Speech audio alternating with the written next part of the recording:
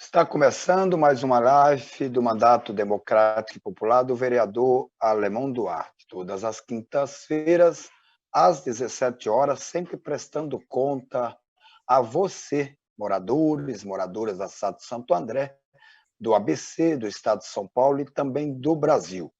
É muito bom esse trabalho e muito bom também você, que está sempre nos acompanhando. Esse é transmitido pelo canal do YouTube e também pela minha página do Facebook. Então, estamos hoje com o nosso convidado.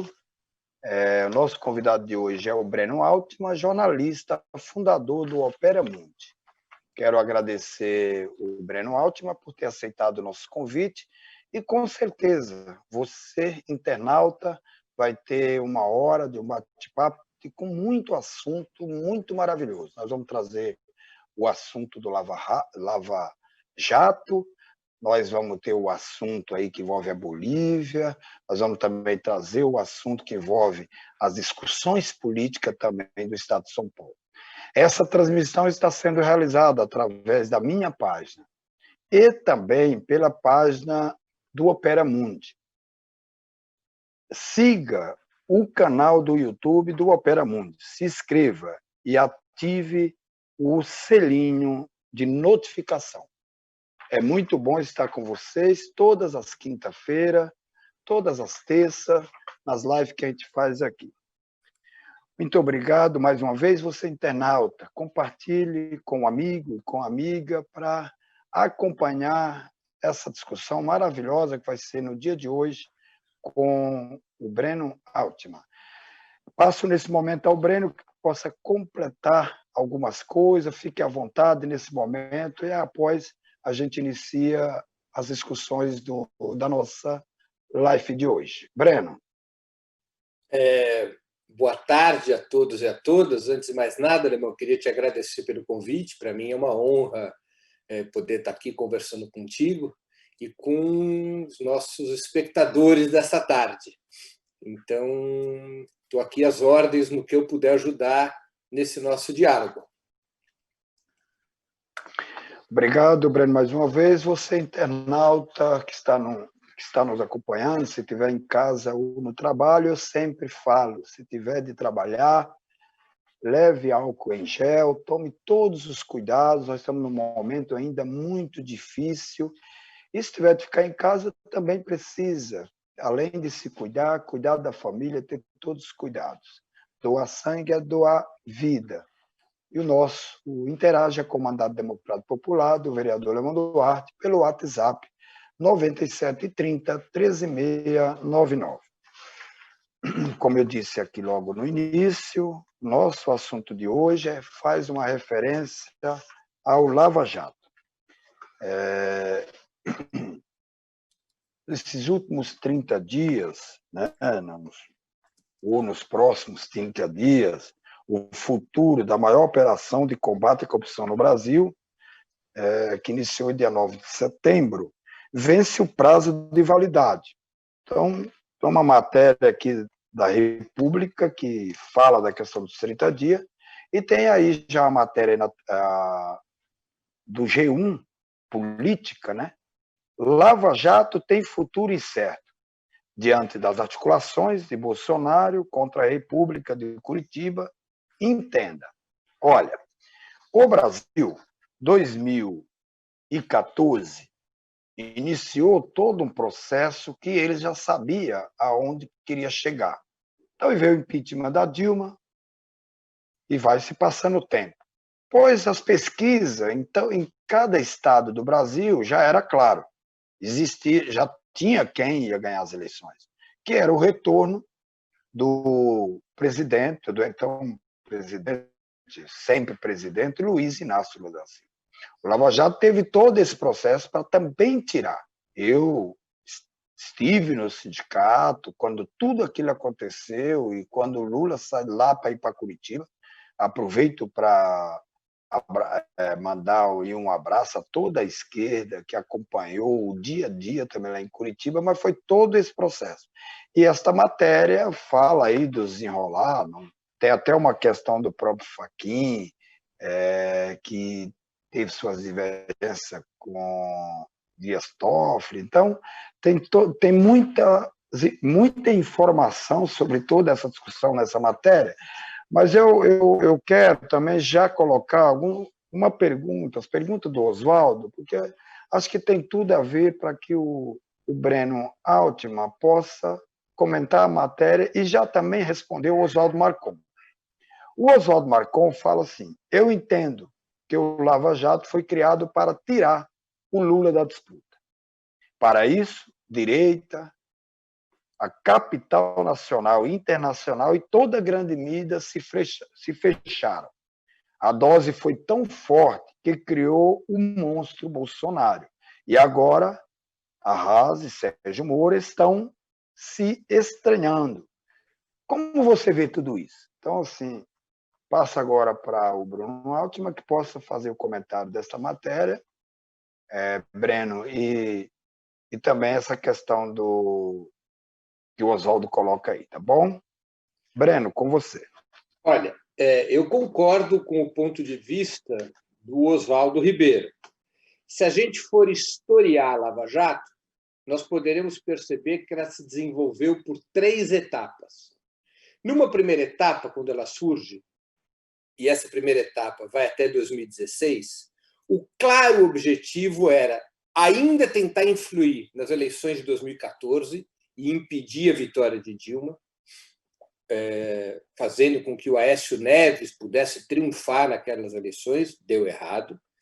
E em 2015 e 2016, ainda dentro da primeira etapa, a Lava Jato tinha como principal objetivo criar as condições políticas e psicológicas que levassem à derrubada da presidenta Dilma Rousseff, tentando estigmatizar o Partido dos Trabalhadores com o carimbo da corrupção e buscando mobilizar as camadas médias contra o governo petista, um pouco repetindo o que a direita brasileira fez em 1954 contra Getúlio, em 64 contra João Goulart, gerar em torno da bandeira da luta contra a corrupção, a partir de uma política marota de comunicação, a partir de uma fraude judicial, um clima que pudesse isolar o governo.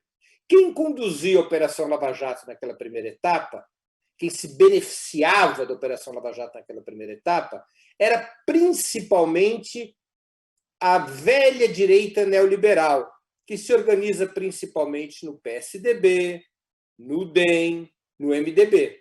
Esses eram os partidos que se apoiavam, principalmente o PSDB e o DEM, naquela primeira etapa, que se valiam da Operação Lava Jato para a disputa eleitoral de 14 e depois para o impeachment da presidenta Dilma Rousseff, para o golpe contra a presidenta Dilma Rousseff. A Lava Jato evolui depois por uma segunda etapa, quando esses partidos da direita neoliberal, o PSDB, o DEM e o MDB, que tinham liderado o golpe contra a presidente Dilma e que eram a espinha dorsal do governo usurpador de Michel Temer, quando esses partidos e esse governo de Michel Temer entram em crise, eles não conseguem governar o país, não conseguem implementar plenamente a agenda neoliberal, começam a perder a liderança do campo conservador. Nesta segunda etapa, a Lava Jato passa a ser apropriada por uma corrente de extrema-direita, que é o bolsonarismo. A Lava Jato estabelece uma aliança com Bolsonaro para a disputa eleitoral de 2018. Nessa segunda etapa, o objetivo principal da Lava Jato já não era derrubar a presidente Dilma, que foi golpeada em 2016, era criminalizar, prender e afastar da disputa de 2018 o ex-presidente Lula. E isso beneficiaria diretamente a Jair Bolsonaro.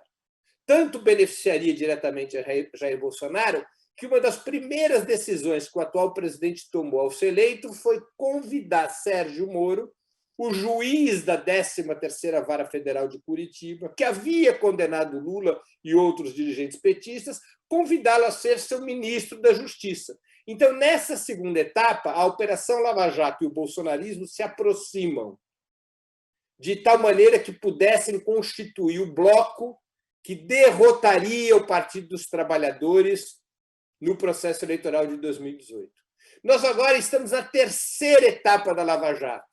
E nessa terceira etapa da Lava Jato, há uma crise entre o bolsonarismo e a força-tarefa do Ministério Público envolvida com aquela operação. Essa cisão entre o bolsonarismo e a Lava Jato, ela tem origem no conflito entre Bolsonaro e Sérgio Moro. Sérgio Moro tem ambições eleitorais. E, além dele ter ambições eleitorais, certos apoiadores de Sérgio Moro estimulam essas ambições do ex-juiz, particularmente a Rede Globo de televisão e outros agentes políticos e econômicos. Bolsonaro, ao perceber que Sérgio Moro crescia muito, ao perceber que Sérgio Moro não estava disposto a ser simplesmente um braço judicial do presidente da República, Bolsonaro começou a conflitar, a enquadrar Sérgio Moro.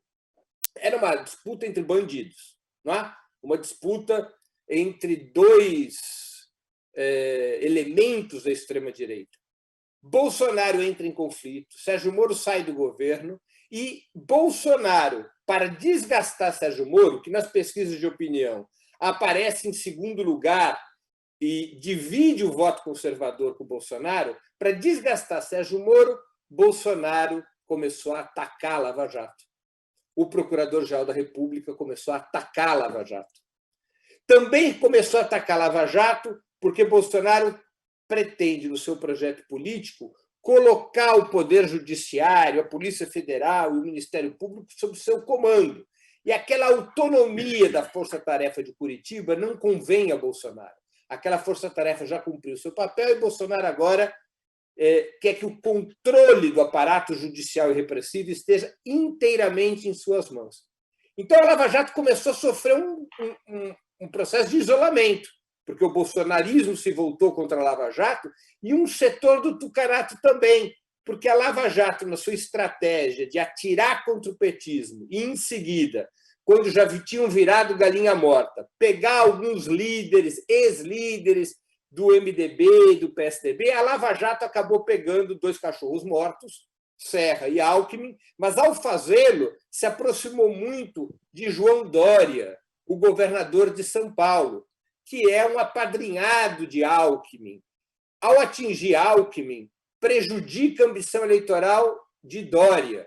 E aí também um setor do tucanato começou a ficar contra a Lava Jato. Então, nesse momento, nessa terceira etapa, a Lava Jato perdeu parte da sua articulação política. Ela continua com o apoio da Rede Globo, mas ela tem contra si hoje, evidentemente, as forças de esquerda, que sempre a denunciaram e a combateram, pelo seu caráter de crime contra a pátria, de crime de lesa-pátria, de destruição da economia, de utilização da justiça como arma política contra o ex-presidente Lula e o Partido dos Trabalhadores. Tem contra si, portanto, as forças de esquerda, tem contra si o bolsonarismo, porque o bolsonarismo luta contra Moro, e tem contra si também setores do tucanato e outros partidos da direita que veem na Lava Jato um perigo para as suas ambições políticas. Então, neste momento, a Lava Jato vive um processo de isolamento e, por isso, ela começa a colher derrotas na Corte Suprema. Ainda nesse assunto, fala o que você poderia fazer o comentário ainda nessa matéria que você enxerga do que pode acontecer dentro desse terceiro ponto sobre o posicionamento do PSDB, com o olhar do Lava Jato, olhando essa discussão que também está no STF? Olha, eu não creio que o PSDB vá assumir uma postura frontal em relação à Lava Jato. Por quê? Porque entre preservar Alckmin e Serra, e mesmo ao próprio Dória, e, ao fazê-lo, ter que aceitar criticar a Lava Jato pelas suas decisões contra Lula, eu creio que o PSDB preferirá manter as injustiças contra Lula para mantê-lo afastado da disputa eleitoral. porque, na medida em que a Lava Jato seja derrotada na Corte Suprema, na medida em que o PSDB se junte às críticas às denúncias da Lava Jato, e isto leve, por exemplo, indiretamente, que seja a anulação das sentenças contra o ex-presidente Lula, isso representaria recolocar o presidente Lula como um candidato provável às eleições presidenciais. E isso o PSDB não quer de jeito nenhum. Porque se o presidente Lula volta à disputa eleitoral, que é um objetivo democrático, que é uma bandeira democrática fundamental, se o ex-presidente Lula volta a ter seus direitos eleitorais plenos, seus direitos políticos plenos, imediatamente se estabeleceria uma polarização entre Lula e Bolsonaro. As forças de centro-direita e centro-esquerda perderiam muito espaço. Isso atingiria frontalmente o PSDB e o DEM, no que diz respeito à direita tradicional, centro-direita, como a imprensa costuma chamar, e também afetaria a centro-esquerda, onde se localiza, por exemplo, Ciro Gomes. Não é? Então, a libertação de Lula polariza a vida política do país entre a esquerda e o neofascismo. O PSDB não quer isso. Isso vai limitar suas relações, suas críticas à Lava Jato. De toda maneira, o clima já é outro, alemão. Já é um clima na Corte Suprema em que fica escancarada a necessidade de acertar contas com a Lava Jato, condenar a Lava Jato, porque a Lava Jato tem uma folha corrida de crimes contra o país e a Constituição que não podem ficar impunes. As decisões da Lava Jato, elas têm que ser revisadas, principalmente as farsas judiciais contra o ex-presidente Lula, como bem destacaram os ministros Lewandowski e Gilmar Mendes em votação recente na Corte Suprema, na segunda turma da Corte Suprema, nessa semana, quando houve uma decisão, pela primeira vez, a Corte Suprema, num caso de mérito específico da Lava Jato, tomou uma decisão em favor dos pleitos da defesa do ex-presidente Lula, afastando a delação de Antônio Palocci de processos que envolviam o ex-presidente. Foi uma decisão por 2-1, Lewandowski e Gilmar Mendes a favor desse pleito da defesa, Edson Fachin, o relator da Lava Jato, contra, mas isso já representa a possibilidade de uma mudança de correlação de força na Corte Suprema. A Corte Suprema pode estar caminhando para uma posição de frear a Lava Jato e retificar, ao menos parcialmente, seus crimes e seus erros. Obrigado, Breno Altman. Para você que entrou neste momento, nós estamos com Breno Altman, jornalista, fundador do Opera Mundi. Queremos aqui dizer que essa transmissão está sendo realizada através da minha página e também pela página do Opera Mundi. Siga o canal do YouTube do Opera Mundi, se inscreva e ative o selinho de notificação. Importante afirmar que temos já várias pessoas acompanhando a live de hoje. João Roberto Martins, José Lira, Antônio Bezerra, o Irian Rubinelli, José Brito, Disseu Gomes, Daniel Abraião, William, Vanessa Malacuti, Francisco Ferreira, Carlos Nunes, Jéssica Gomes, Fabiano Andrade, João Rodrigues, Eleni Peredo, João Martins Lima, Rodrigo Andreoli, José Damião, Ana do Carmo, foi deputada, vereadora, e é pré-candidata a vereadora em São Bernardo do Campo, e João Pereira, todos acompanhando a nossa live de hoje. Aproveito para dizer, compartilhe a nossa live na sua página. Doe sangue. Interaja com o mandato democrático popular do vereador Alemão Duarte pelo número 9730-13699. Nós entramos agora para o nosso segundo ponto. Quero dizer que nós temos uma discussão que envolve a Bolívia.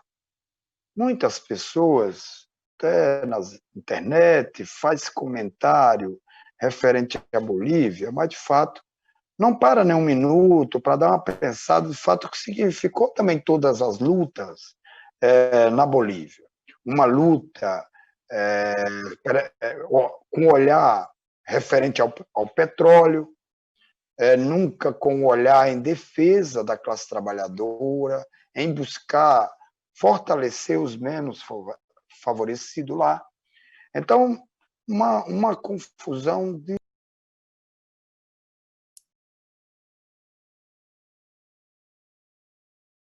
tem Hugo Chávez, 90, depois Charles Pérez, Rafael Caldeira, Hugo Chávez, que vem aí no período de 2000, que vai até próximo 2012, e vem 2013, com também essa questão da tentativa de golpe, muito parecido aí com essa explicação muito, inclusive, maravilhosa do Breno Altman.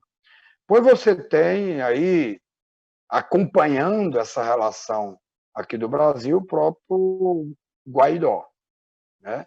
É líder da Assembleia Nacional, que vem diretamente com o apoio dos militares, né? E aí vem aí, a América do Sul tem uma queda de presidente a cada 10 meses, né? O que diz aí a matéria. Aí vem a questão do Morales, e aí 24 presidentes não termina aí o mandato. Então, essa questão aí, colocada na questão aí da Bolívia, eu gostaria, Breno Altman, que você possa... Como é que é essa questão, tudo que aconteceu na Bolívia? Hoje, a Bolívia ela tem uma falta de alimentos muito grande. Você tem a Bolívia hoje com muitas pessoas que estão olhando e vai se refugiar. O humanitarismo, né? Questão humanitária, é difícil lá. E ainda tem o olhar da intervenção dos Estados Unidos. Né? Como é que você consegue, aí, com o teu olhar, explicar para a gente essa questão aí da matéria, essa questão América do Sul, essa coisa aí dessa muitos presidentes não terminar o mandato. Então, passo nesse momento aí para você, o Breno Altman. Olha, eu vou começar aqui minha resposta recordando uma frase recente do ex-presidente Lula.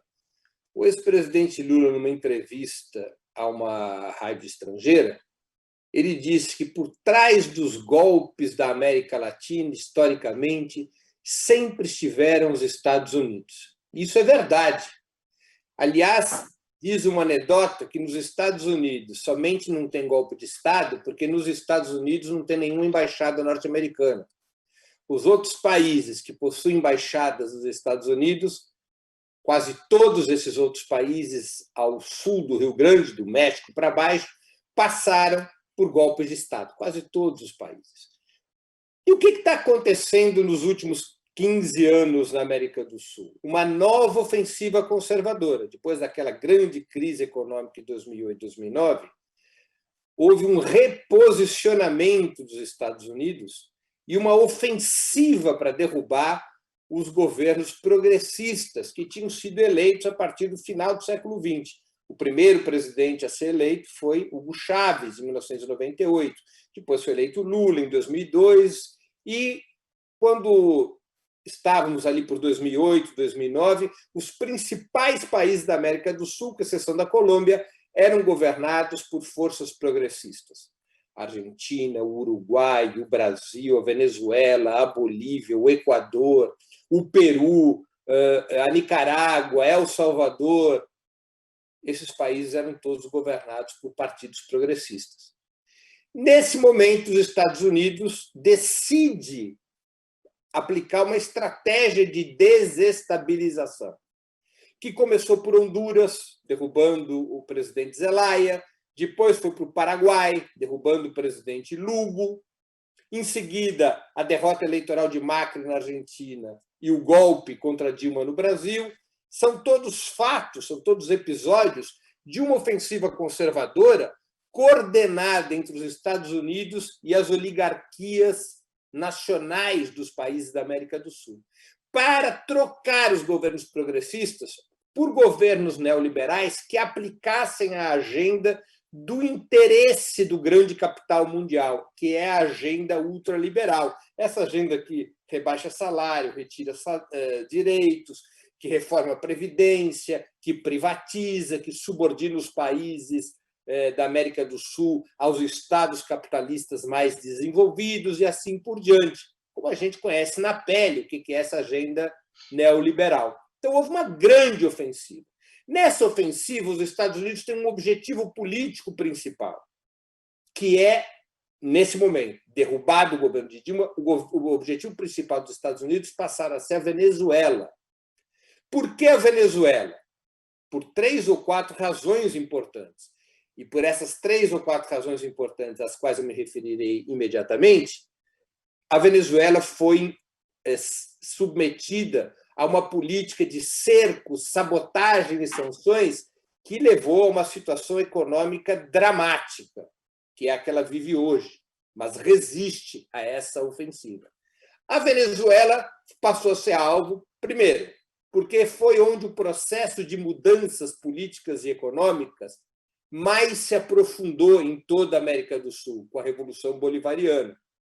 Segundo, porque os Estados Unidos, embora não precisem mais de petróleo, os Estados Unidos atualmente são autossuficientes em petróleo, os Estados Unidos não querem que o petróleo venezuelano, e a Venezuela tem entre as 3 maiores reservas de petróleo do mundo, os Estados Unidos não querem que o petróleo venezuelano caia nas mãos da China e da Rússia. Há, nesse momento, no mundo, uma crescente polarização entre os Estados Unidos de um lado e a China do outro, e, no caso dessa polarização eventualmente se transformar em conflito militar, o petróleo é decisivo, porque a guerra depende de petróleo, os aviões dependem de petróleo, os tanques dependem de petróleo, os carros de combate dependem de petróleo e assim por diante. Os Estados Unidos não querem que o petróleo venezuelano caia nas mãos da China e da Rússia.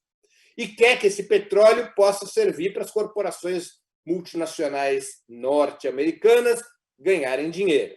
Terceira razão, a Venezuela, na prática, aos olhos dos Estados Unidos, se estabeleceu como uma espécie de cabeça de ponte da influência da coalizão China e Rússia na América do Sul.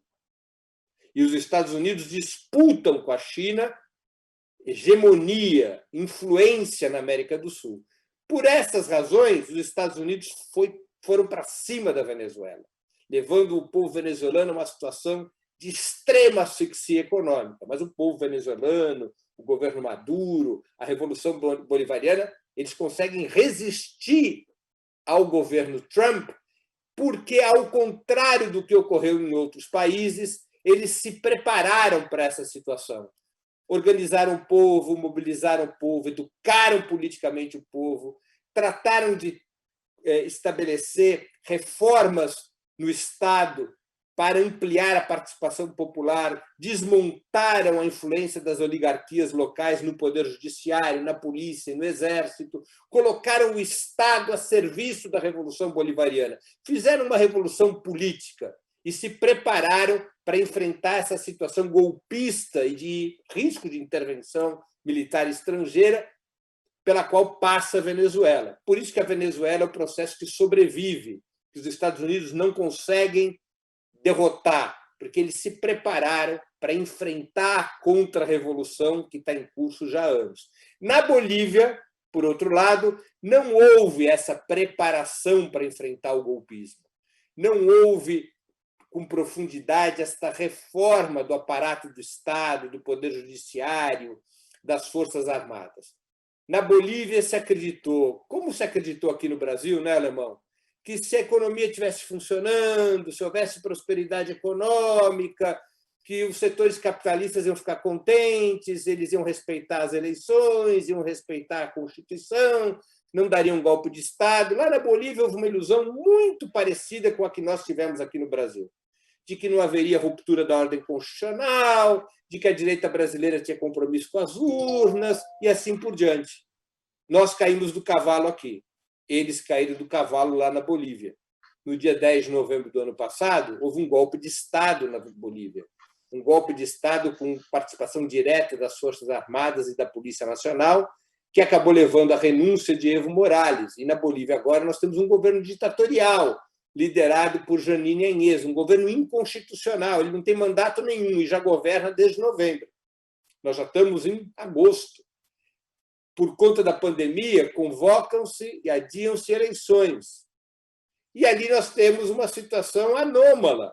Não há mandato, essa Jeanine Áñez não tem mandato constitucional, as eleições são adiadas e há uma grande luta do povo boliviano para garantir a última data que foi estabelecida para o calendário eleitoral. Em tese, as eleições na Bolívia deveriam ser dia 6 de setembro deste ano, eleições gerais para presidente do parlamento.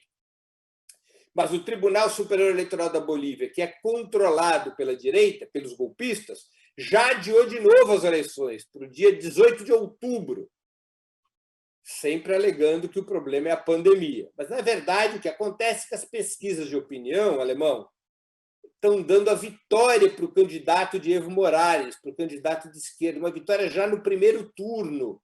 Na Bolívia não precisa ter 50% mais um para vencer as eleições presidenciais em primeiro turno. Basta ter 40% dos votos mais um e ter pelo menos 10% de dianteira em relação ao segundo colocado. E o candidato de Evo Morales, que é Lúcio Arce, que foi seu ministro da Economia, o Lúcio Arce, em todas as pesquisas, incluindo nas pesquisas da direita, ele está com mais de 40% das intenções de voto e fica à frente do segundo colocado mais de 10%. Então, diante desse risco, dessa probabilidade de perder as eleições para a esquerda, o que faz o governo ditatorial de Jeanine Áñez e ela própria candidata a presidente da República? Eles vão costurando com o Tribunal Superior Eleitoral para as eleições serem adiadas. Então, esse é o processo que está sendo vivido na Bolívia, porque na Bolívia pode haver a recuperação do governo pelas forças de esquerda, como aconteceu na Argentina, com a vitória do Alberto Fernandes, derrotando o Macri. O Macri foi para a reeleição, o Macri que tinha derrotado o peronismo nas eleições anteriores, o Macri foi para a reeleição e perdeu as eleições para o Alberto Fernandes, candidato da centro-esquerda argentina. Então, a centro-esquerda recuperou o governo da Argentina depois de tê-lo perdido há 5 anos atrás. E agora, na Bolívia, há a chance concreta do partido do ex-presidente Evo Morales, o MAS, Movimento ao Socialismo, recuperar o governo da Bolívia pela via eleitoral. Só que o governo de Jeanine Áñez adia as eleições, tenta adiar as eleições o tempo todo. Por isso que, se vocês olharem para o noticiário, vocês vão ver ali muita luta dos bolivianos nos últimos 72 horas. Que luta é essa? É uma grande luta popular contra o adiamento das eleições. E você tem toda essa movimentação após a morte de Chávez, em 2013, toda essa movimentação, e está mais de que esclarecido o porquê de 9 meses que essa pessoa está na frente, né, sem ter mandato, justamente porque tem todo um olhar aí do golpe, né, para que a eleição que você me mencionou para ser agora já vai para setembro. Para outubro, de setembro para outubro. De setembro para outubro, para adiar, e assim, eles vão segurando, porque se tem a pesquisa, que dá mais de 40%, e se a própria direita também tem essa pesquisa, eles vão tentar segurar para poder não dar a eleições em primeiro turno aí na questão do Lula, né? Então, acho que muito, muito bem aí colocado aí por você. Agora, eles tentam, em alguns momentos, vincular essa coisa daqui com o Brasil e lá.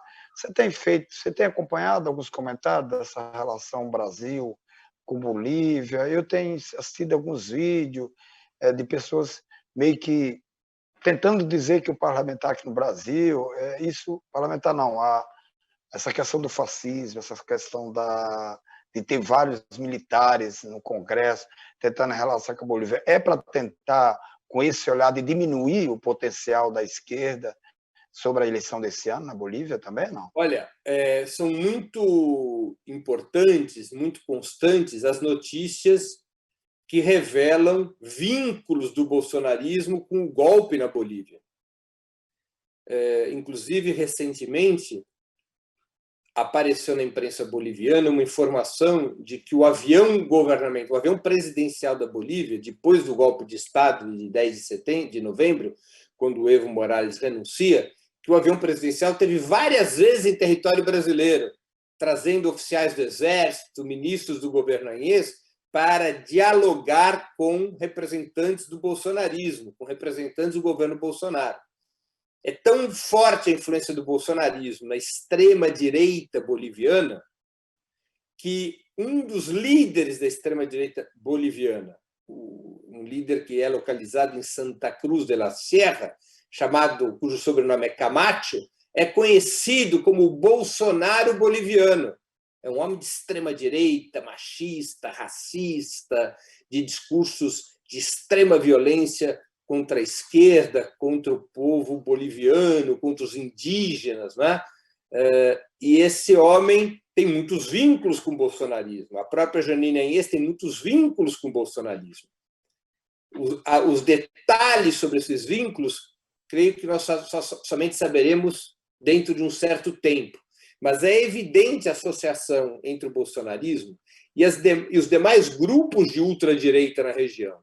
O bolsonarismo apoia Juan Guaidó na Venezuela e sua estratégia golpista. O bolsonarismo tem uma relação privilegiada com o presidente Ivan Duque, da Colômbia, ele próprio, um homem de extrema-direita, vinculado ao ex-presidente Álvaro Uribe, cuja origem está em grupos paramilitares. Álvaro Uribe, que inclusive foi condenado à prisão há alguns dias atrás, porque pressionou testemunhas, ameaçou testemunhas, tentou subornar testemunhas num processo no qual era alvo e recebeu uma sentença de prisão pelos crimes que cometeu.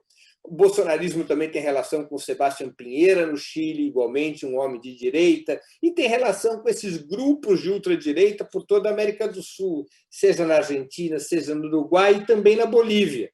Não é? O bolsonarismo não está isolado, ele faz parte de uma coalizão de extrema-direita da América Latina. É uma coalizão que é alimentada, que é incentivada, que é apoiada pelo governo dos Estados Unidos, o governo de Donald Trump. Garcia Cristina, ela fala o seguinte: na Bolívia existe um interesse comercial sobre o fornecimento de bateria de lítio. O valioso lítio da Bolívia, eu gostaria que falasse a esse respeito. Você tem alguma informação dessa questão na Bolívia? Sim, sim. A Bolívia, Alemão, e a nossa espectadora, como chama, Cristina? Garcia Cristina. Garcia Cristina, perdão. Nosso espectador, portanto, Garcia Cristina, peço desculpas. A Bolívia tem uma das maiores reservas de lítio do planeta. Para que serve o lítio?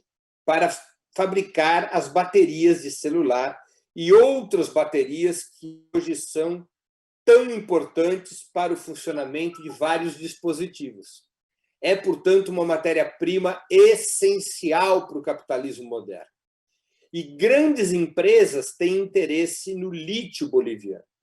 Recentemente, o dono, o principal acionista da Tesla, uma dessas corporações que tem muito interesse no lítio, declarou de público, sem nenhuma vergonha na cara, de que ele havia ajudado o golpe contra Evo Morales e que a Tesla, junto com outros empresários, junto com outras empresas, que a Tesla participaria de golpes onde quer que fosse necessário para garantir os seus interesses comerciais, na maior disfarçatez, Alemão. Réu confesso, ele declarou, o CEO, o dirigente e principal acionista da Tesla, declarou que participou do golpe de 10 de setembro e que voltaria a participar, se fosse necessário, para defender os interesses comerciais da sua empresa e das demais corporações capitalistas. Obrigado, estamos aqui já outras pessoas acompanhando, vou falar o nome aqui: Alcidea Miguel, Otávio Santos, Silvia Márcia, Roselane Rios, Jair Pini, Messias Leonardo, Elcio Nossa, Augusto Araújo, Robson Nascimento, Jefferson Moreira, Tiago Oliveira, Carlos Alberto Cruz, Raimundo Domingos, Robert Souza, Dora Simeão, nos acompanhando sempre nas nossas atividades, seja na live ou no dia a dia do nosso mandato. Mais uma vez, essa transmissão está sendo realizada através da minha página. Compartilhe. com seu amigo e sua amiga, e também pela página do Opera Mundi. Siga o canal no YouTube do Opera Mundi, se inscreva e ative o selinho de notificação. Estamos aqui para que as pessoas que, de repente, não viu a apresentação, Breno Altman, jornalista e fundador do Opera Mundi. Nós estamos, já falamos aqui da questão do Lava Jato, depois falamos das políticas que está nesse momento na Bolívia e no decorrer dos anos. Eu quero ir para uma discussão neste momento que envolve as questões políticas mais recentes do Estado de São Paulo. Nós temos eleições esse ano, a princípio também mudou a data em virtude dessa questão da pandemia, que eu aproveito para dizer, se tiver no seu trabalho, se cuida, usa gel em álcool, lave sempre as mãos e tome todos os cuidados. Se tiver de ficar em casa, também se cuide e cuide também da família.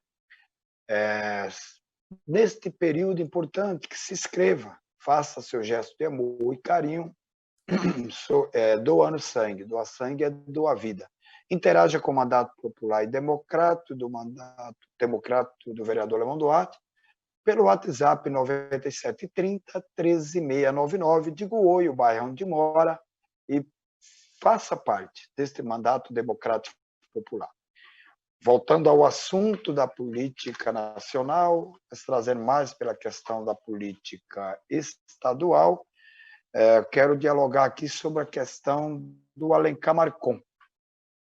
Alencar Marcon, que é morador aqui do Jardim do Estelas, aqui na cidade de Santo André, divisa com São Bernardo do Campo. Ele faz algumas provocações aqui. Você acha que isso ainda é possível de ser feito para o primeiro turno das eleições, uma vez que as convenções oficiais que vão sacramentar as candidaturas têm até 26/9 para serem realizadas? Se a ideia vale para a capital, ela poderia valer também para Santo André, caso um dos candidatos ou candidata do campo da esquerda tenha mais densidade eleitoral que o outro. Aqui temos candidaturas robustas, do PT com a professora Beth Sirac e do PSOL com o Bruno Daniel.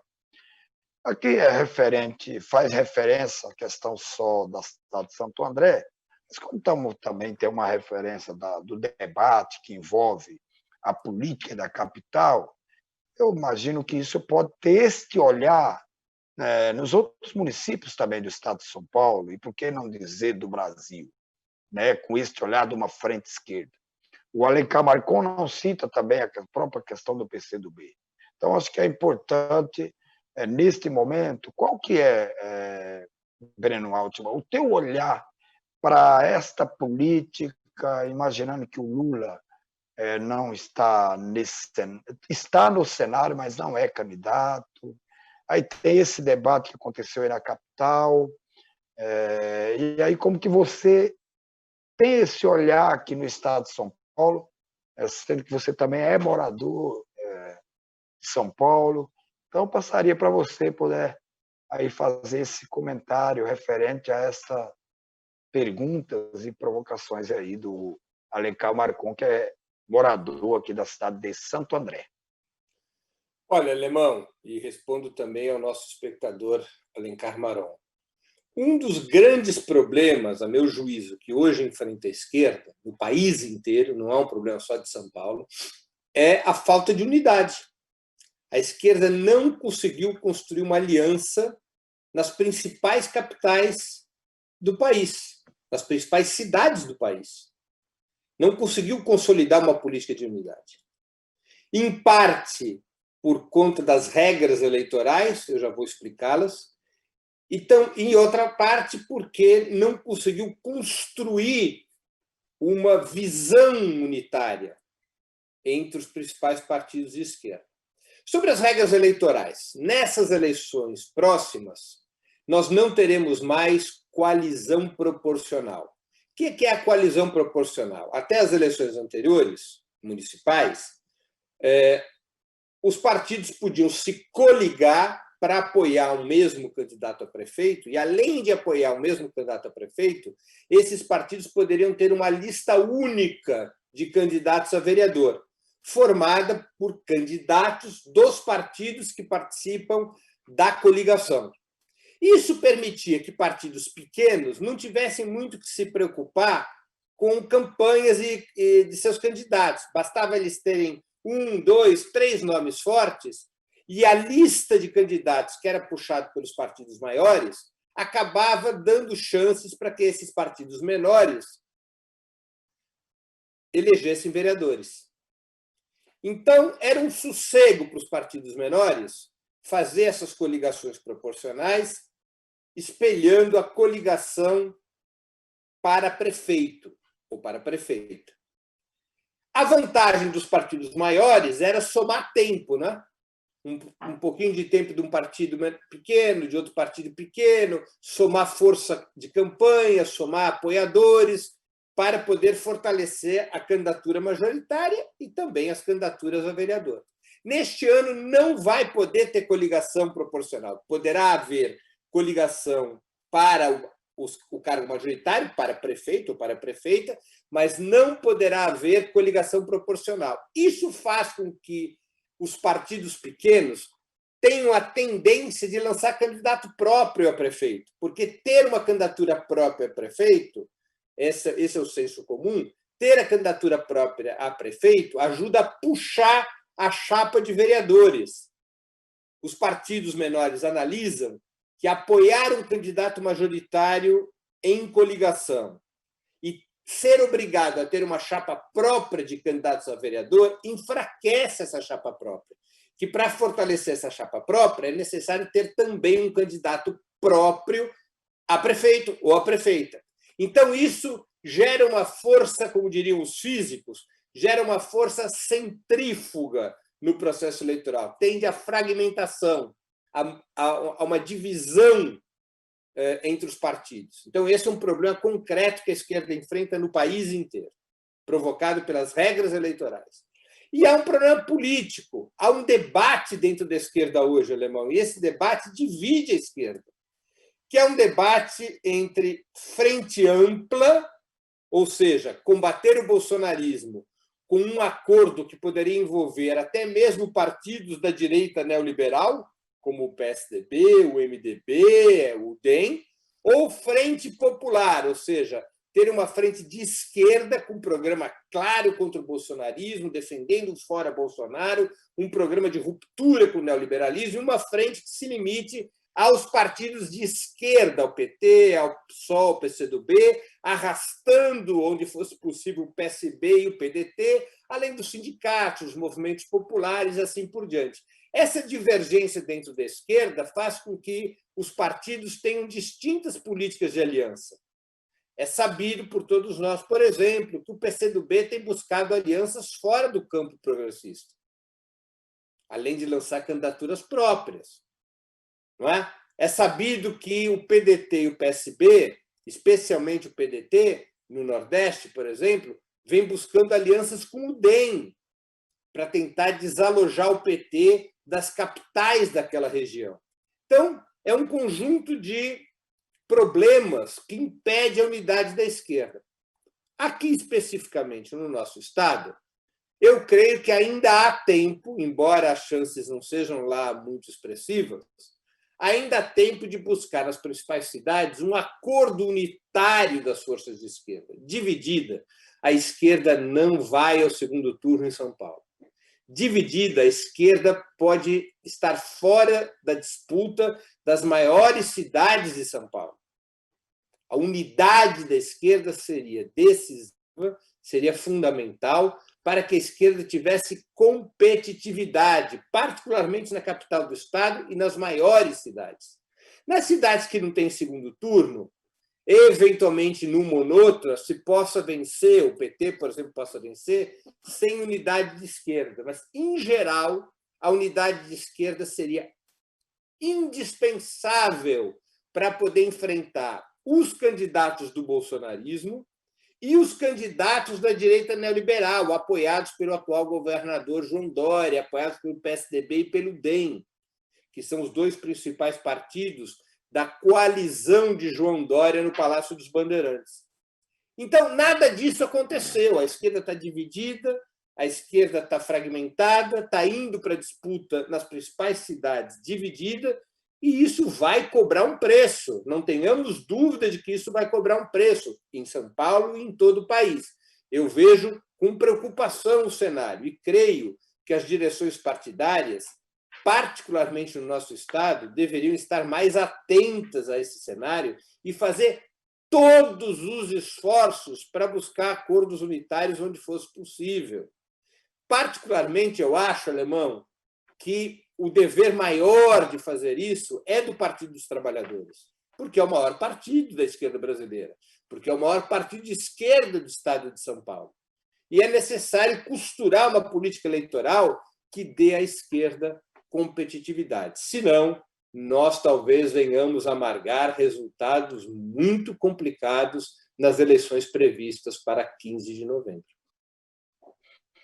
Obrigado, Altima. Para você que está nos acompanhando nesse momento, a gente falou de 2013, do início de um golpe também na Bolívia, como aqui também no Brasil, 2014. Depois nós tivemos as eleições de 2016, 2018, e o PT, por ser o maior partido, como o Altima acabou de relatar aqui, hoje teria essa responsa. Tem uma matéria que é sua.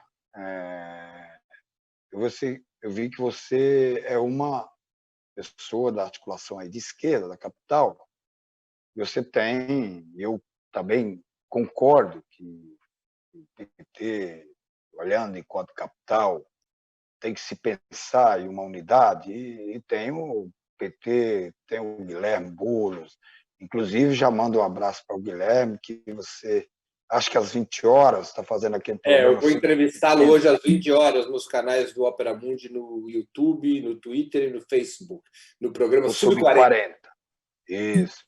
Eu queria ver o seguinte, claro que você deu uma informação aqui muito preciosa, porque a maioria dos partidos pequenos hoje tenta trazer uma candidatura a prefeito justamente para tentar fazer com que o quociente aumente para poder ter uma cadeira, às vezes, no legislativo e representar o município ou a própria cidade onde mora, a capital e coisa do tipo, né?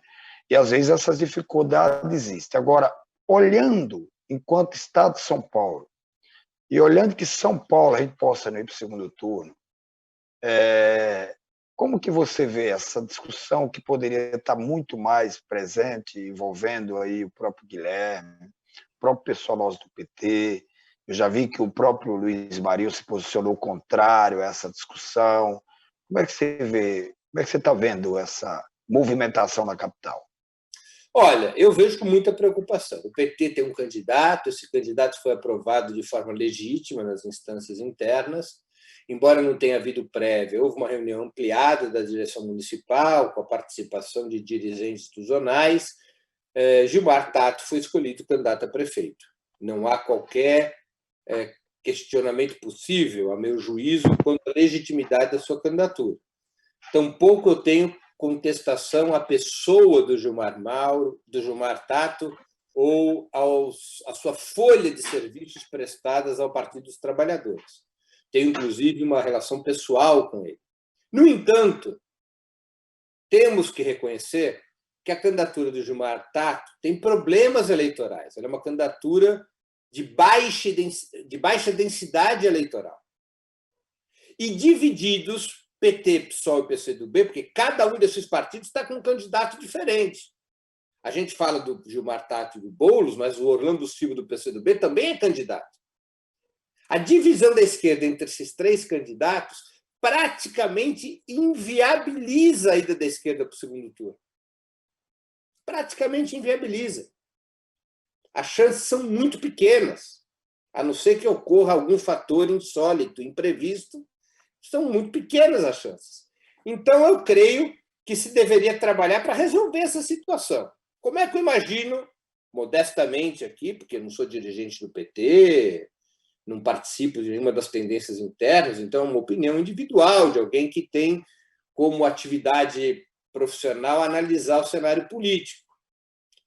Eu creio, em primeiro lugar, que o candidato a prefeito de São Paulo, da capital, tinha que ser o Fernando Haddad. Porque a disputa na capital de São Paulo não é uma disputa qualquer. Não é uma disputa apenas municipal. É a grande disputa nacional das eleições municipais desse ano. Ganhar em São Paulo é fundamental para preparar a sucessão presidencial. Vamos nos lembrar, Alemão, que o Lula chega ao segundo turno de 89, entre outros motivos, porque Erundina foi eleita prefeito em 88 em São Paulo. O Lula ganha as eleições de 2002 para presidente da República e a Marta Suplicy, naquela época no PT, tinha sido vitoriosa nas eleições para a prefeitura de São Paulo em 2000. Há uma relação entre a disputa de São Paulo e a disputa presidencial. São Paulo é a grande vitrine da disputa municipal do país a cada 4 anos. Então, é preciso considerar São Paulo dentro de uma estratégia nacional, não apenas como uma questão local. E o melhor candidato que o PT e a esquerda teriam é Fernando Haddad. Foi prefeito, um prefeito bem avaliado, foi candidato a presidente da República, é um nome conhecido, tem trânsito nas camadas médias. Então, na minha opinião, o que o PT tinha que fazer, em primeiro lugar, era uma pressão adicional, uma convocação adicional a que Fernando Haddad assumisse a candidatura. E não sendo possível a candidatura de Fernando Haddad, os partidos de esquerda, por iniciativa do PT, que é o maior desses 3 partidos, esses partidos de esquerda, penso eu, tinham que sentar e estabelecer um pacto para ter uma só candidatura de esquerda registrada no dia 26 de setembro, que é a data final, o prazo final para o registro de candidaturas. Porque, se não houvesse acordo, a esquerda vai ao precipício. Aqui em São Paulo, vai ficar fora do segundo turno. Vai ficar fora do segundo turno. Pode ser até que a direita, com Bruno Covas, ganhe já no primeiro turno. E isso não pode acontecer. Penso eu, por fim, que tal, pelas pesquisas que se conhece até o momento, é necessário aguardar as próximas pesquisas, penso eu que a candidatura Boulos-Erundina está melhor posicionada no tabuleiro. Tem maior potencial de votos, maior potencial de convocação da juventude, maior potencial de convocação até mesmo de setores populares. Vamos aguardar as próximas pesquisas. Hoje mesmo teve um manifesto importante da área cultural, com Chico Buarque, Caetano Veloso, Marilena Chaui, inclusive intelectuais e artistas historicamente vinculados ao PT, um manifesto apoiando o Boulos-Erundina. Não é? Então, é necessário analisar o cenário, não com os olhos postos apenas na autoconstrução partidária, mas com os olhos postos na necessidade da esquerda ir para o segundo turno e disputar a prefeitura da maior cidade do país. Isso é o que eu penso. Obrigado, Breno.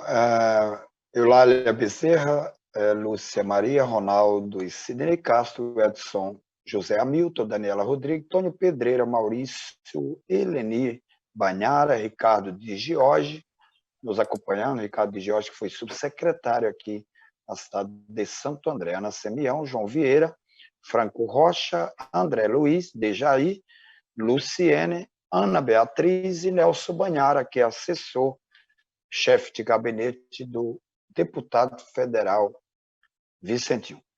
Olha, este momento passa muito rápido.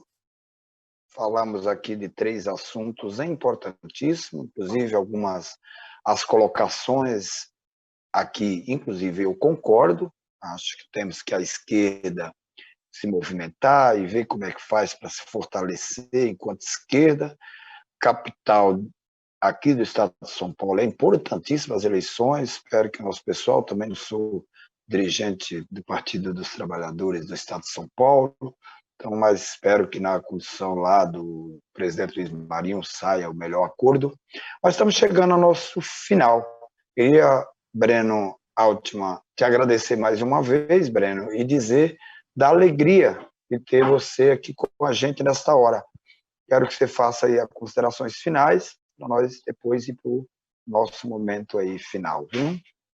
Olha, eu queria novamente agradecer o convite, Alemão, e dizer da minha satisfação de poder participar dessa conversa contigo, com os espectadores e espectadoras que nos acompanharam nesse final de tarde, e dizer que eu estou sempre à disposição no que puder ajudar, no diálogo, na conversa, eu estou às ordens para aquilo que for possível eu contribuir. Queria agradecer a todos e a todas que nos acompanharam e desejar boa sorte a ti, que eu sei que está disputando a reeleição, desejar boa sorte na disputa de novembro.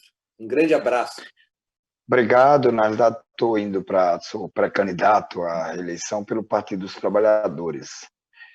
Nós terminamos nossa live de hoje agradecendo a você, moradoras da cidade de Santo André, ABC Paulista, Estado de São Paulo e Brasil, e dizer que hoje, dia 6/8, é o Dia Nacional dos Profissionais da Educação. E falar dos profissionais da educação, não poderia dizer que eu sou ídolo do nosso amigo e companheiro Paulo Freire. Me modo como educador, porque primeiro me modo como gente. E hoje nós temos uma educadora da cidade de Santo André, vereadora aqui na Câmara e pré-candidata a prefeita de Santo André.